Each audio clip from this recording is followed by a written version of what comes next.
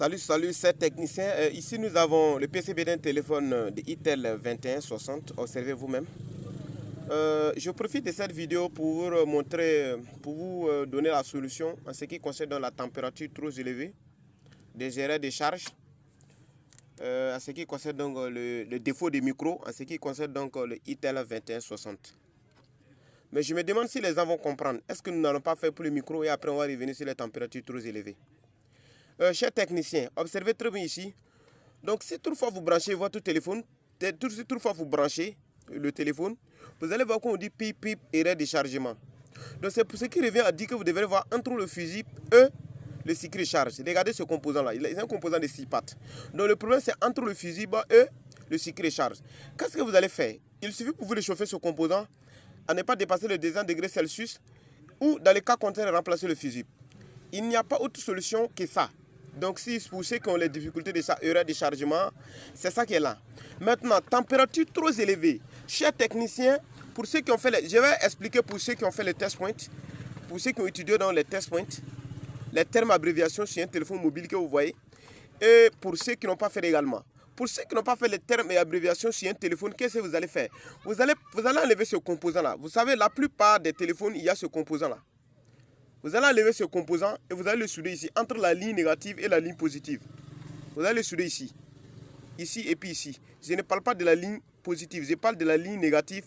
Le point qui est au milieu, il est appelé def, def ou trèfle. Donc que vous allez lire au niveau, donc, que vous allez le lire au niveau donc, des tests points. Regardez ici, il est trèfle.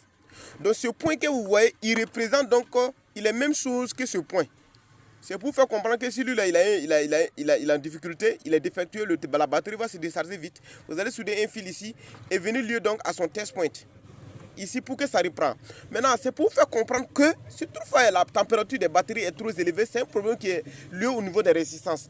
Et la plupart des téléphones GSM, les résistances au microscope, on les voit à l'œil nu, différents des smartphones que nous ne voyons pas certaines résistances à l'œil nu. Donc c'est pour faire comprendre que si toutefois vous avez les difficultés de charge, la température trop élevée, donc vous allez enlever cette diode qui est ici.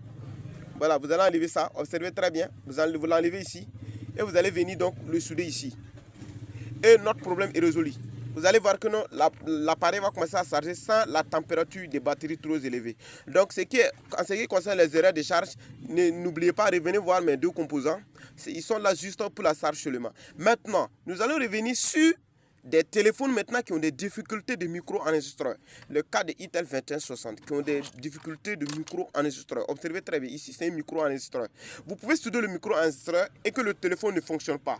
Chers techniciens, monsieur l'empereur, voici comment il faut travailler sur la carte.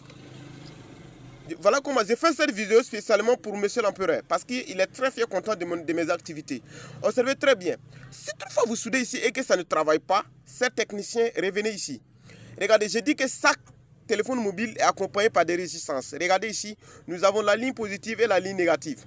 Maintenant, s'il arrive qu'entre les deux, il y a un qui est défectueux, vous allez mettre un fil ici et vous venez souder sur ici. Ici. Donc vous mettez un fil ici et puis ici. Le courant va venir directement du micro. Du micro ici. Si vous avez remarqué dans la vidéo précédente, là, c'était la ligne négative qui est arrachée où j'ai soudé avec un GND. Pour ceux qui suivent très bien, où j'ai lié avec GND. Où j'ai lié avec GND pour ceux qui suivent très bien mes vidéos. J'ai lié ça directement avec GND et que ça a pris. Voici le point GND. J'ai soudé ici et le moins. Et puis ça passe. Maintenant, c'est pour faire comprendre si toutefois vous soudez. Si toutefois vous soudez ici. Vous soudez mon micro ici et ici. Le courant doit passer directement sur la ligne positive. Doit passer directement. Le courant doit aller direct positivement sur le micro-enregistreur. Ou dans le cas contraire, vous allez lier un fil ici et puis ici. Vous venez souder. Bon, si vous le soudez ici, et puis la ligne positive, même si vous prenez ZND, ça va passer. Même si vous prenez ZND, ça va passer. Donc, si vous voulez, vous mettez un fil ici. Et puis, vous allez souder à la ligne positive. Vous mettez un ici, vous soudez à la ligne négative. Donc, vous allez avoir le passage donc, du courant directement vers le micro-enregistreur. Mais je vous conseille plus de souder ici et ici. Ce qui va vous permettre de faire une suppression d'ici pour que le courant vienne directement là. Parce que c'est un branchement, ils ont couvert donc par une vernis roulant, ce qui fait que vous ne voyez pas. C'est comme ma main que vous voyez, il y a du sang à l'intérieur, mais vous ne voyez pas mon sang. C'est à peu près la même chose ici.